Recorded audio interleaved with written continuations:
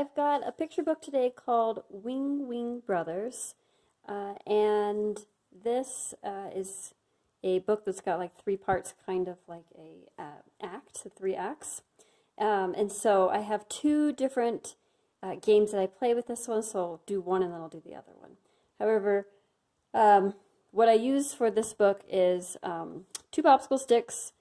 I usually have a box, a closed little like magic box, but I couldn't find it, so I just grabbed this because it'll work the same. Whatever you have, and you'll see how I do that, and you'll find something you've got around. And then some sort of a counter. I always just use these because I can use them for everything. They're just blocks. However, you can use whatever you've got.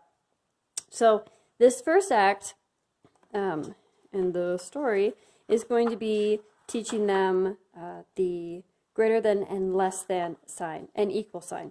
And as you go through, it does kind of explain it as well, real basic introduction to it. However, through it, you can see sometimes this duck has more, this one has more. Sometimes it's equal. So I'll read this first, this is Act 2. So I'll read that story and then we'll play a game. So it's a 2-person game. These I just keep loose so that they could manipulate them. If you wanted to have these glued together, you can, and then 2 separate ones do the equal sign. But we'll play a game where each child will have a certain amount to start with, so that they both have the same amount. So if you have 10 on this side and 10 on this side, or 20 on this side or 20 on this side, whatever numbers you want to be working with. And then one both kids at the same time are going to put down a certain amount. So maybe this one puts down 5 and this one puts down 8. And then they need to figure out together which way this sign is going to go. I know that there's the trick about the alligator eating the bigger number, but it's hard to remember which way that alligator is supposed to be eating. Is the alligator supposed to eat the big number or the small number? So I've always said big end at the big number and little end at the little number. And I leave the alligator out of it. So they know that, and then if they both throw down the same amount, then they're going to put down the equal sign. So it's just something that they can play around with as a 2-person game in a classroom, or if you are at home and you have 2 kids at home, you can play. They can play together, or if you just have 1 kid at home that you're working with, it would be you and your kiddo. So obviously, I don't know why I said that.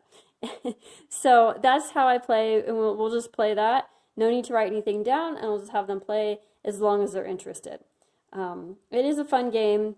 It's kind of like rock, paper, scissors in the sense that you don't know what the other person's going to be putting down. However, you're both starting. You both have the same maximum amount of some sort of a counter. So I do that game first, and then another day, totally separate, is Act 3, which is just a really simple addition and subtraction game that we'll play. So in this one, again, these are circus ducks, I guess, and they are coming in and out of this box, the magic box. And what I really do like doing this one for subtraction especially, because it really paints a good visual for the younger ages about, you have those numbers are gone. So I'll read that one, and then we play the game where they are going into the magic box. So this is my magic box today, because I couldn't find where my other one is. However, you can first do a reenactment of that one where they are doing the hands-on, let me open that up again, where they're doing the hands-on reenactment of what we're reading so that you can understand. So we have, we had the 5 minus 2 equals 3 of what that really looks like in your 3-dimensional world here. So play around with it, reenact the story, but also, we have, how many ducks do we have here? Now, how many ducks are left? What did that look like? You know, you can do that with any sort of number, depending on where the child is with their subtraction. And then you can go the other way too. So, you know, we've got, how many do we have here? And now adding these two in, how many do we have total? And I would always, you know, keep track of that with the writing so that they can see what that looks like on paper as well.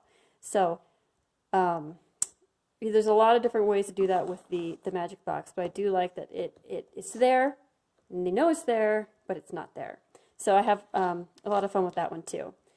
So there's just kind of two games to play with this picture book, and I hope you have fun with that one.